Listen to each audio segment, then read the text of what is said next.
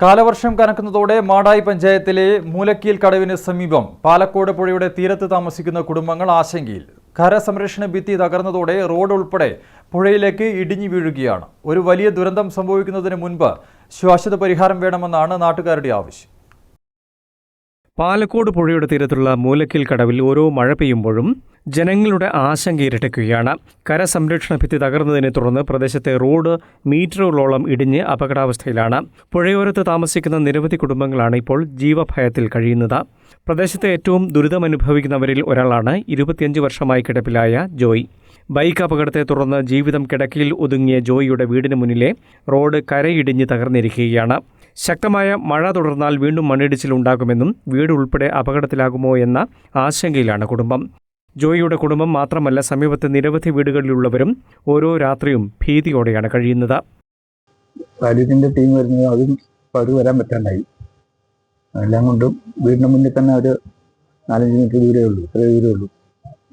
അത് എൻ്റെ കൂടെ ഒന്നും ചെയ്തില്ലെങ്കിലും നമ്മൾ വീട് തന്നെ പോയിപ്പോകും. ഇതെനിക്ക് പുറത്തേക്ക് ഇറങ്ങാനൊക്കെ അത്ര അവസ്ഥയായി. ഞാൻ പുറത്തേക്ക് ഇറങ്ങിയിരിക്കുന്നതാണ്. തിരിച്ചിറങ്ങും റാമ്പിൽ കൂടെ ഇറങ്ങുന്നതാണ്. ഒന്നും ചെയ്യാത്തൊരവസ്ഥയിലായി ഉള്ളത്. പെട്ടെന്ന് ഇതിനെപ്പറ്റി എന്തൊന്നും ചെയ്തില്ലെങ്കിലും പറഞ്ഞു കഴിഞ്ഞാൽ താഴെ ഇതുണ്ടായിപ്പോകും. നേരത്തെ ഉണ്ടായിരുന്ന സംരക്ഷണ ഭിത്തിയാകെ തകർന്നുകൊണ്ട് ഇപ്പോൾ വലിയ ഭീതിയിലേക്ക് എത്തിയിരിക്കുകയാണ്. നിലവിലുള്ള ഒരു മൺ റോഡ് പൂർണ്ണമായി ഇടിഞ്ഞു താഴുകയും തൊട്ടടുത്ത ഒരു പക്ഷാഘാതം തകർന്നു നിൽക്കുന്ന ജോയിയുടെ കുടുംബം, അവരുടെ വീട് തന്നെ വലിയ അപകട ഭീഷണിയിലേക്ക് പോയിക്കൊണ്ടിരിക്കുകയാണ്. അടിയന്തരമായിട്ടുള്ള അറ്റകുറ്റപ്പണികൾ എന്തെങ്കിലും തരത്തിൽ ഉപയോഗിച്ചാൽ മാത്രമേ ഈ പ്രദേശത്തെ ജനങ്ങളുടെ ഭീതി അകറ്റാൻ വേണ്ടി കഴിയുള്ളൂ. ഇത് വളരെ ഭീകരമായ ഒരു അവസ്ഥയാണ്. ഇപ്പോൾ കുറേ വീടുകൾ കൂടി നമ്മുടെ ഈ കാണുന്ന സ്ഥലം തന്നെ നിന്നും കുറേ പിന്നെ ആളിപ്പം പ്രത്യേകത്തൊന്നും പറയാൻ കഴിയും. അപ്പൊ അതുമാത്രല്ല, ഇപ്പൊ വലിയ വെള്ളം മഴയില്ലാതാണ്. ഇപ്പൊ എന്താവുന്നിപ്പം നമുക്ക് പറയാൻ പറ്റും. നാട്ടുകാരുടെ പരാതിയെ തുടർന്ന് വിജിൻ MLAയുടെ നേതൃത്വത്തിൽ ജനപ്രതിനിധികളും വിവിധ വകുപ്പ് ഉദ്യോഗസ്ഥരും സ്ഥലം സന്ദർശിച്ചു. വിഷയം ജില്ലാ കലക്ടറുടെ ശ്രദ്ധയിൽപ്പെടുത്തിയതായും ദുരന്ത നിവാരണ പദ്ധതിയുടെ ഭാഗമായി റിവർ മാനേജ്മെന്റ് ഫണ്ടിൽ ഉൾപ്പെടുത്തി ഫണ്ട് അനുവദിക്കുന്ന കാര്യം പരിഗണനയിലാണെന്നും അറിയിച്ചു. അടിയന്തര സുരക്ഷാ നടപടിയായി മണൽച്ചാക്കുകളും തെങ്ങിൻകുറ്റികളും ഉപയോഗിച്ച് താൽക്കാലിക സംരക്ഷണ ഭിത്തി നിർമ്മിക്കാൻ പഞ്ചായത്ത് അധികൃതർക്ക് നിർദ്ദേശം നൽകിയിട്ടുണ്ട്.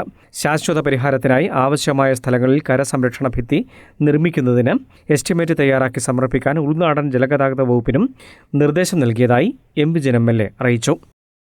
നമ്മൾ സംയുക്തമായിട്ടാണ് ഈ സ്ഥലത്തിന്റെ പരിശോധന നടത്തിയത്. ഈ വിഷയം ജില്ലാ കളക്ടറുടെ ശ്രദ്ധയിൽ കൂടി പെടുത്തിയിട്ടുണ്ട്.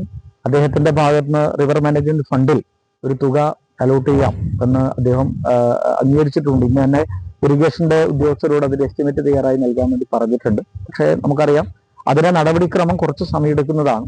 അപ്പോൾ അടിയന്തര പ്രാധാന്യത്തോടു കൂടി ഇപ്പോൾ ഒരാലോചനയിൽ കണ്ടിട്ടുള്ളത് അടിയന്തരമായി തെങ്ങിന്റെ കുറ്റിയും മണൽ നിറച്ച ചാക്കും വെച്ചുകൊണ്ട് കൂടുതൽ മണ്ണിടിഞ്ഞു പോകുന്നത് അവസാനിപ്പിക്കാനുള്ള ഒരു ശ്രമമാണ്. അപ്പോൾ പഞ്ചായത്തിന്റെ ഭാഗത്ത് നിന്ന് ഡിസാസ്റ്ററിൽ എമർജൻസിയായി അതിനു വേണ്ടിയിട്ടുള്ള ഒരു നടപടിക്രമത്തിന് കൂടി കാര്യങ്ങൾ മുന്നോട്ട് കൊണ്ടുപോകാനുള്ള നിർദ്ദേശം നൽകിയിട്ടുണ്ട്.